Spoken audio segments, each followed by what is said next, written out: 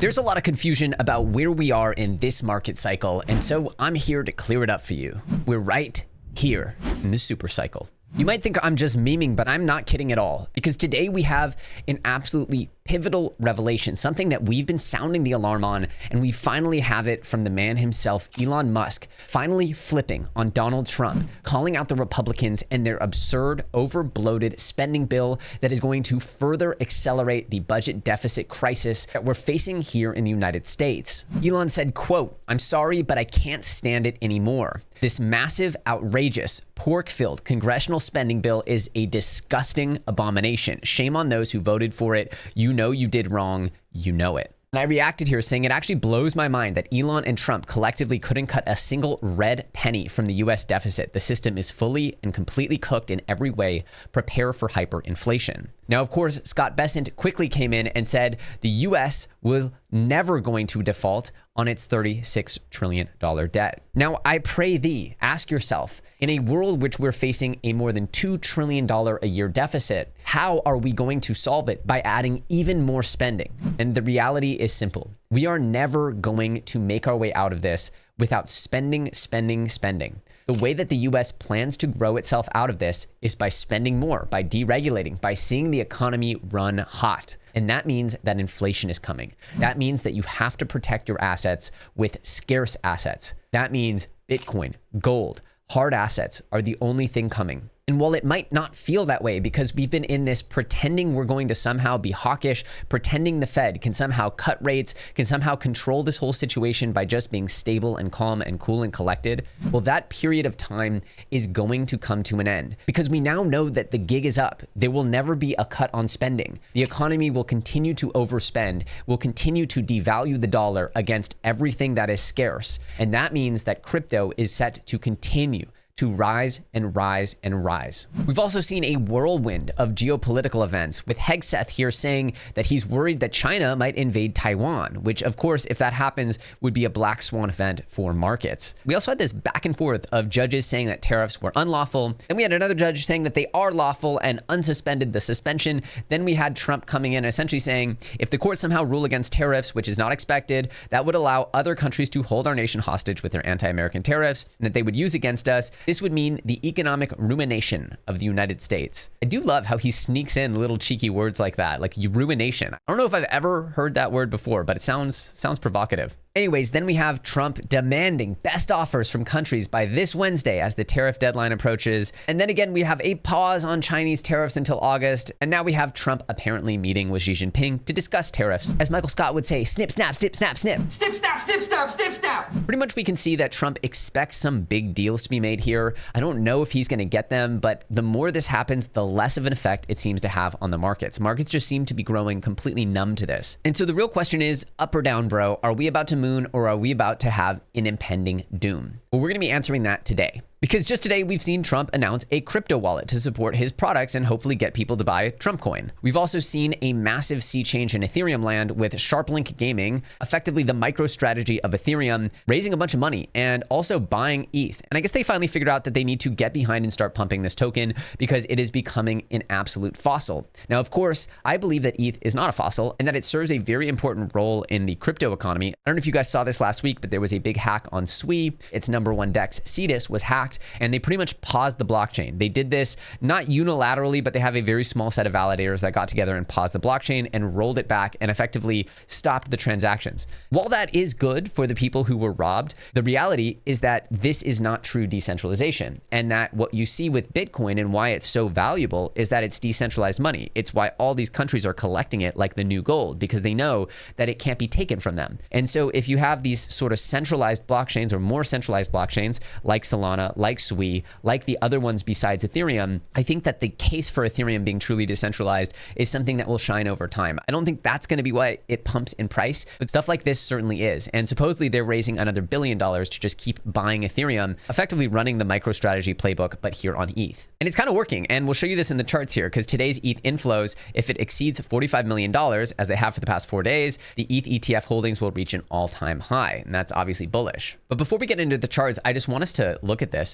This is the chart of effectively all YouTube views. YouTube views, this is like starting with the 2021 peak. This is all YouTubers together. This is Benjamin Cowen's site. And what I think is kind of interesting here is if you look at the Doge price overlaid over the YouTube views, you can see it a little better with the logarithmic chart. But what you see here is that it spiked up and it's just been kind of playing one-to-one with the Doge price. Effectively, when the doggy pumps, YouTube views pump. And I think maybe Doge is just the ultimate like retail indicator, but altcoins are what people want. People do not care that Bitcoin is up and to the right because most people don't hold Bitcoin. As soon as it hit like $10,000, $20,000, I think most normal people stopped buying Bitcoin and started buying mostly altcoins. And so we're all here waiting for alt season. I'm here with you, way over allocated to alts. And I believe that our time is arriving. Again, the pain trade has been calling exactly when alt season will come, but I do believe it is fast arriving. And I do believe that these sectors are going to be important. Now, of course, it's important to remember that what we've seen over the last year or two is that altcoins have become more risky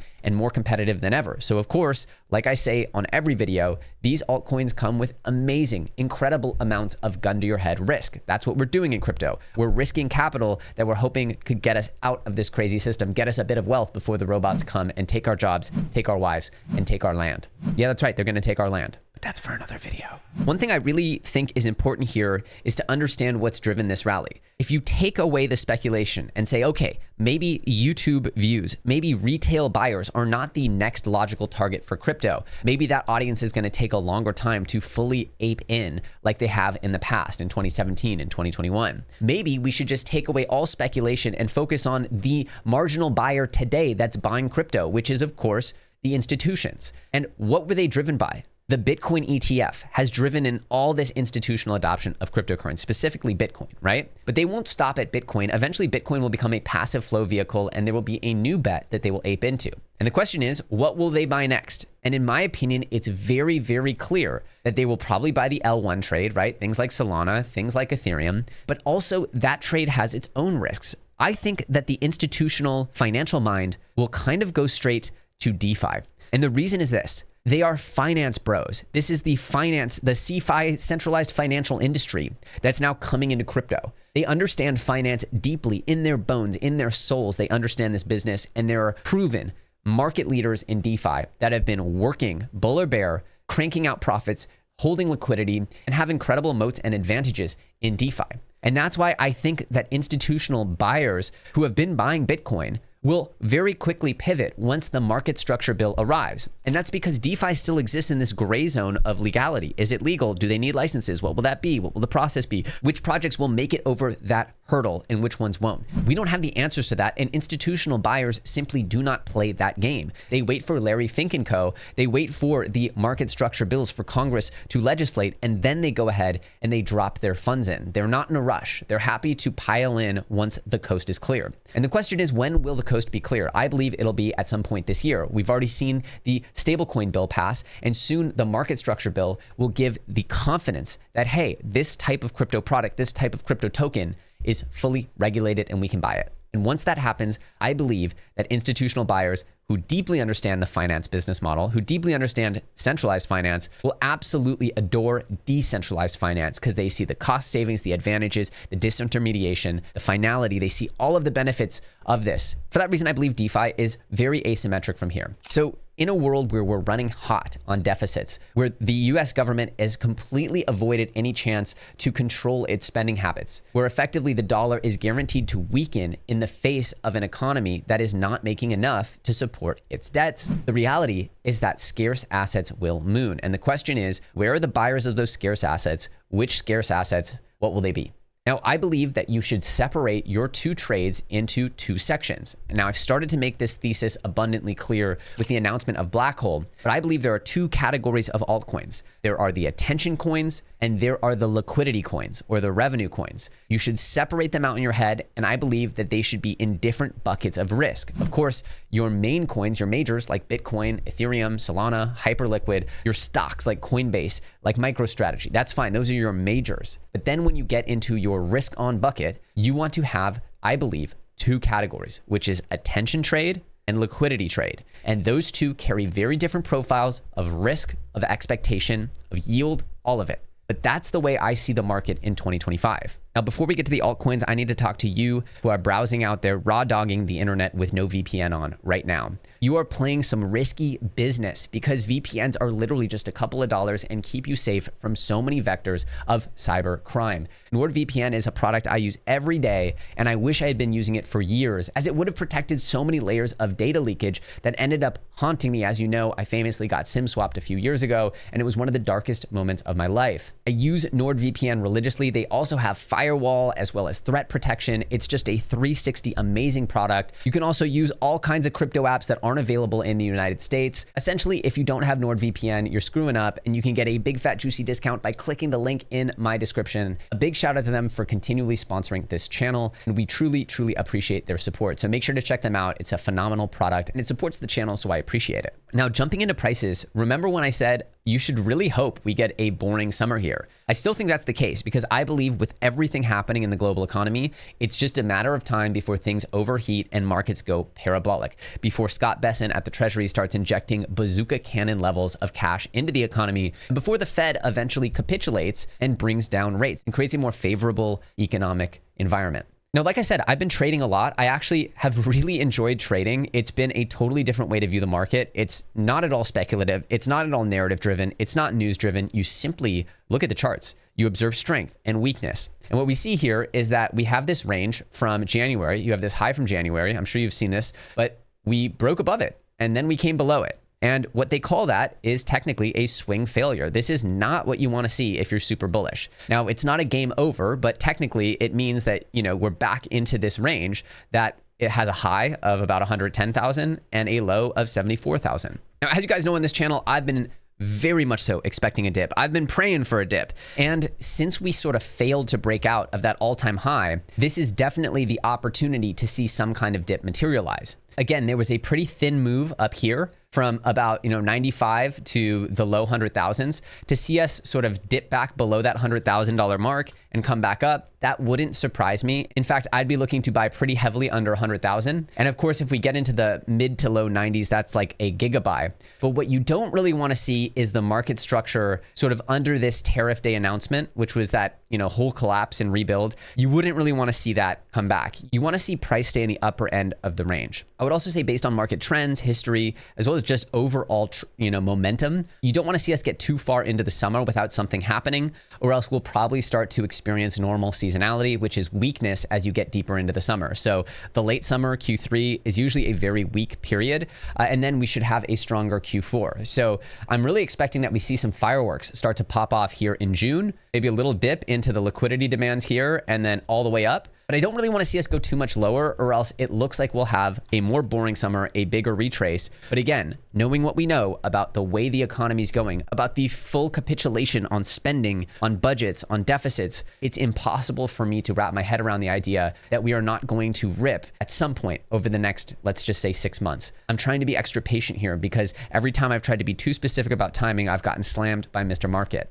So I'm looking to get long. If we get under this 100K and have a nice reaction, I think that would be great. I really want to see us make new highs some point here in June, and then I think we're off to the races, and I think we'll eventually start to see that last piece of the bull market. As far as altcoins, I have my altcoins now separated out pretty well into categories that I think are very interesting. This is not an exhaustive list, but you have your majors, you have your memes. Obviously, memes have been extremely pumpy and dumpy. And then you have the DeFi segment. And I just want to bring your attention to the DeFi stuff because I've been talking about DeFi feeling asymmetric now for the last month or so. But MakerDAO has been a phenomenal player. Here you have since like the bottom here of June 23, Maker's up almost 3x. And in the peak, you saw it hit almost 9x, right? Which is really good for DeFi. And you see it almost got up to where it was in DeFi summer, right? MakerDAO is also paying an insane amount of yield. It's a massive titan in the space. Syrup, which is the rebrand from Maple Finance. Look at this, they're up only since they rebranded and relaunched in 2025. Very few charts look like this. You also have Athena, right? Athena's near the range lows, but it's extremely dominant in its stablecoin category. And a big beneficiary of Athena is Pendle, which we talked about, which splits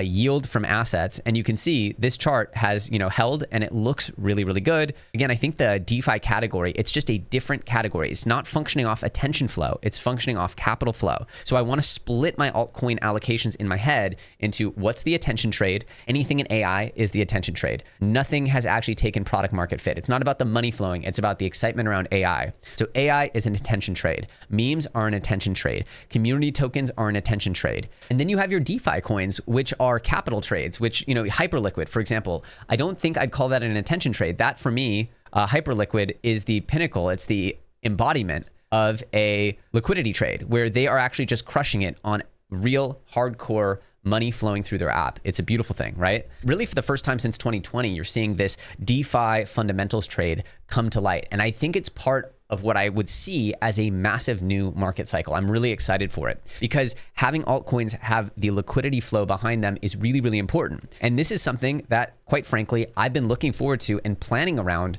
for over a year, with Superverse having more of an attention trade aspect, more of a community aspect, and then Black Hole and the DEX side of things being a liquidity flow asset. So you have a barbell, attention and liquidity. That's why I personally think Super is going to be one of the most durable ecosystems in the entire space, not just gaming. But the reality is this is my thesis, and this is how I'm splitting up my allocations, is looking for proven winners in the liquidity side, and also, of course, knowing that some of the attention tokens will, of course, have amazing runs. The fart coins, the Pepes, the Pangus, the Mogs, those coins are not going away because as soon as the market gets hot, you have a lot of risk on appetite there. So to tie things up with a bow on it, I'm really hoping we get an exciting, joyful June, as they're saying on crypto Twitter. I would not be scared if we dip a little under 100K. In fact, it would be best if we just stayed above this sort of 98K region and just kind of played with this and then went off to the races. As you get deeper down into the 90s, it does get, better value. You'd probably get crazy and altcoins would flush like crazy, but you're starting to get into the danger zone of maybe this is going to be a lot more brutal.